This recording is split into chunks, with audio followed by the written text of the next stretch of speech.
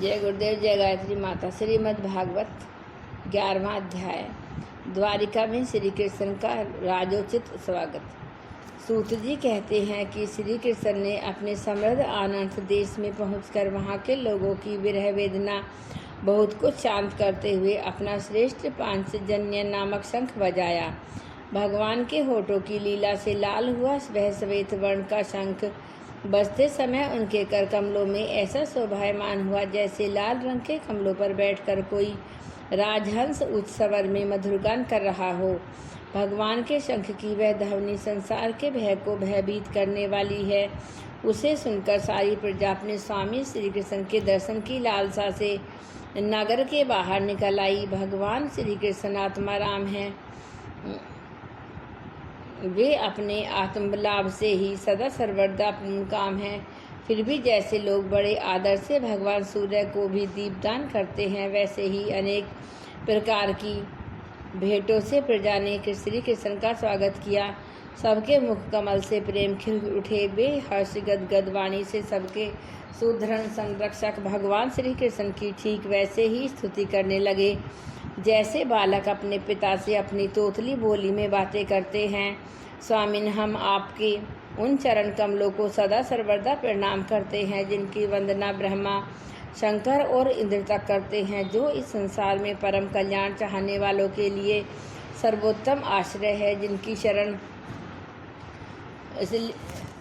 शरण लेने पर परम समर्थ काल भी एक बाल तक बांका नहीं कर सकता। विश्व भावन आप ही हमारे माता पिता हैं, सुदृढ़ स्वामी और पिता हैं। आप ही हमारे सद्गुरु और परम आराध्य देव हैं। आपके चरणों की सेवा से हम कृतार्थ हो रहे हैं। आप ही हमारा कल्याण करें। आहा, हम आपको पाकर सनाथ हो गए हैं, क्योंकि आपके सर्व सौंदर्य सार अनुपम रूप का हम दर्शन करते रहते हैं। कितना सुंदर मुख है, प्रेम पूर्ण मुस्कान से स्निग्ध चितवन। यह दर्शन तो देवताओं के लिए भी दुर्लभ है। कमल नयन श्री कृष्ण, अब आप अपने बंधु बांधवों से मिलने के लिए हस्तिनापुर अथवा मथुरा चले जाते हैं, तब आपके बिना हमारा एक एक क्षण कोटि कोटि वर्षों के समान लंबा हो जाता है। आपके बिना हमारी दशा वैसी हो जाती है जैसे सूर्य के बिना आँखों की भक्त वत्सल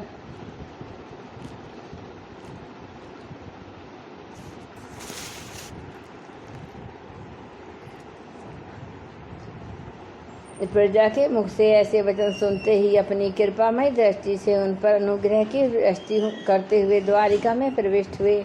जैसे नाग अपनी नगरी भोगवती पातालपुरी की रक्षा करते हैं, वैसे ही भगवान की वह द्वारिकापुरी भी मधु भोज दर्शा अहम कुकुर अंधक और कृष्णवंशी यादवों से, जिनके पराक्रम की तुलना और किसी भी से नहीं की जा सकती, सुरक्षित थी। वह पूरी समस्त ऋतुओं के संपूर्ण वैभव से संपन्न एवं पवित्र वृक्षों एवं लताओं के कुंजों से युक्त थी। स्थान स्थान पर फलों से पूर्ण उद्यान, पुष्प वाटिका एवं क्रीड़ा वन थे। बीच बीच में कमल युक्त सरोवर नगर की शोभा बढ़ा रहे थे। नगर फाटकों, महल के दरवाजों और सड़कों पर भगवान के स्वागतार्थ वंदन वाराएं लगाई गई थीं। चारों ओर चित्र विचित्र ध्वजा पताकाएं फहरा रही थीं, जिनसे उन स्थानों धमाका कोई प्रभाव नहीं पड़ता था। उसके राजमार्ग, अन्याय सड़कें, बाजार और चौक झाड़ बुहार कर सुगंधित जल से सींचे गए थे और भगवान के स्वागत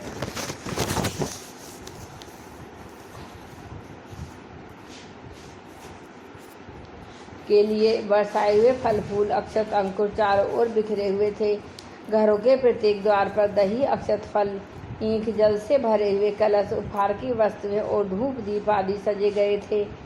उदार शिरोमणि वसुदेव, अक्रूर उग्रसेन, अद्भुत पराक्रमी बलराम, प्रद्युम्न, चारु देश अथवा जामवंती नंदन सामने जब वह सुना कि हमारे प्रियतम भगवान श्री कृष्ण आ रहे हैं, तब उनके मन में इतना आनंद उमड़ा कि उन लोगों ने अपने सभी आवश्यक कार्य, सोना बैठना, भोजन आदि छोड़ दिए। प्रेम के आवेग से उनका हृदय उछलने लगा।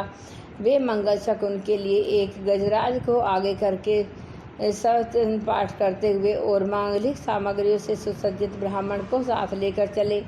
शंख और तुरही आदि बाजे बजने लगे और वेद ध्वनि होने लगी। वे सब हर्षित होकर रथों पर सवार हुए और बड़ी आदर बुद्धि से भगवान की आगवानी करने चले। साथ ही भगवान श्री कृष्ण के दर्शन के लिए उत्सुक सैकड़ों श्रेष्ठ वारंगनाएं, जिनकी मुख कपोलों पर चमचमाते हुए कुंडलों की कांति पड़ने से बड़े सुंदर दिखते थे, पालकियों पर चढ़कर भगवान की अगवानी के लिए चली।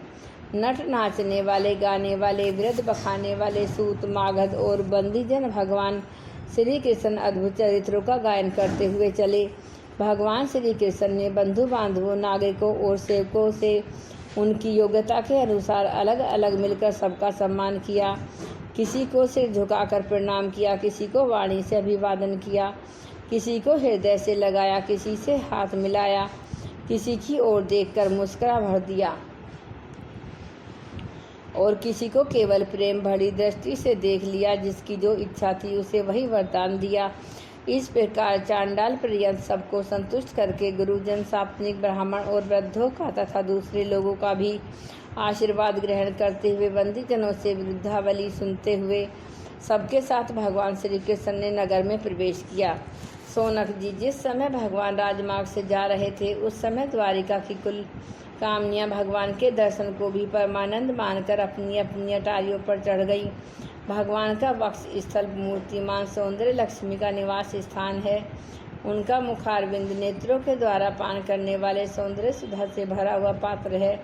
उनकी भुजाएं लोकपालों को भी शक्ति देने वाली हैं। उनके चरण कमल भक्त परमहंसों का आश्रय है। उनके अंग अंग शोभा के धाम हैं। भगवान की इस छवि को द्वारिका वासी नित्य निरंतर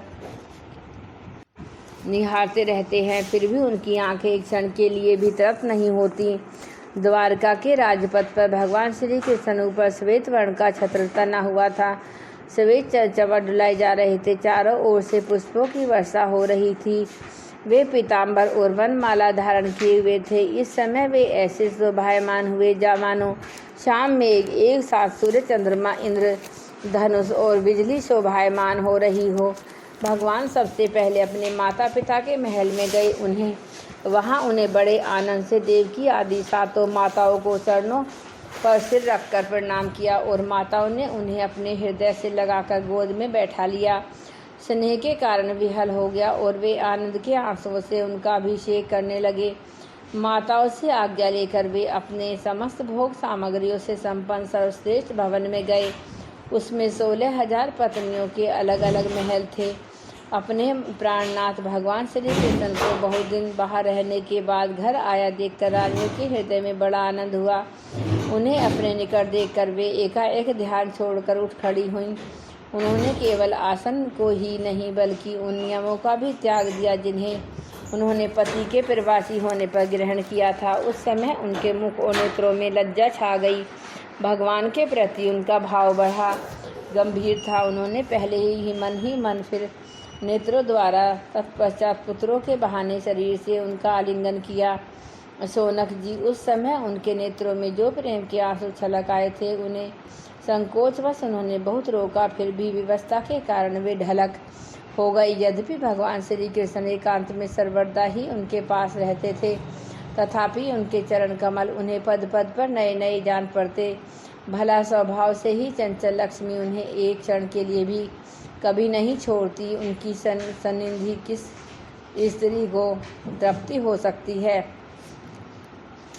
जैसे वायु बांसों के संघर्ष से दावानल पैदा करके उन्हें जला देता है, वैसे ही पृथ्वी के भारभूत और शक्तिशाली राजाओं में परस्पर फूट डालकर बिना शस्त्र ग्रहण किए ही भगवान श्री कृष्ण ने उन्हें कई अक्षौहिणी सेना सहित एक दूसरे से मरवा डाला और उसके बाद आप भी उपनाम हो गए। साक्षात परमेश्वर ही अपनी लीला से इस मनुष्य लोक में अवतीर्ण हुए और सहस्त्रों रमणी रत्नों में रहकर उन्होंने साधारण मनुष्य की तरह क्रीड़ा की, जिनकी निर्मल और मधुर हंसी उनके हृदय के उन्मुक्त भावों से को सूचित करने वाली थी, जिनकी लजीली चितवन की चोट से बेसुध होकर विषवजी कामदेव ने भी अपने धनुष का प्रत्याग कर दिया। वे कमनियाँ अपने काम विलासों से जिनके मन में तनिक भी क्षोभ नहीं पैदा कर सकी, उन असंग भगवान श्री कृष्ण को संसार के लोग अपने ही समान कर्म करते देखकर आसक्त मनुष्य समझते हैं। यह उनका मूर्खता है। यही तो भगवान की भगवत्ता है कि वे प्रकृति में स्थित होकर भी उसके गुणों से कमी लिप्त नहीं होते। जैसी भगवान की शरणागत बुद्धि अपने ही रहने वाले प्राकृत गुणों से लिप्त नहीं होती, वे मूढ़ स्त्रियां भी इस कृष्ण को अपना एकांत से भी स्त्री परायण भक्त की समझ बैठी थीं, क्योंकि वे अपने स्वामी ऐश्वर्य को नहीं जानती थी। ठीक वैसे ही जैसे अहंकार की वृत्तियां ईश्वर को अपने धर्म से युक्त मानती हैं। जय गुरुदेव जय।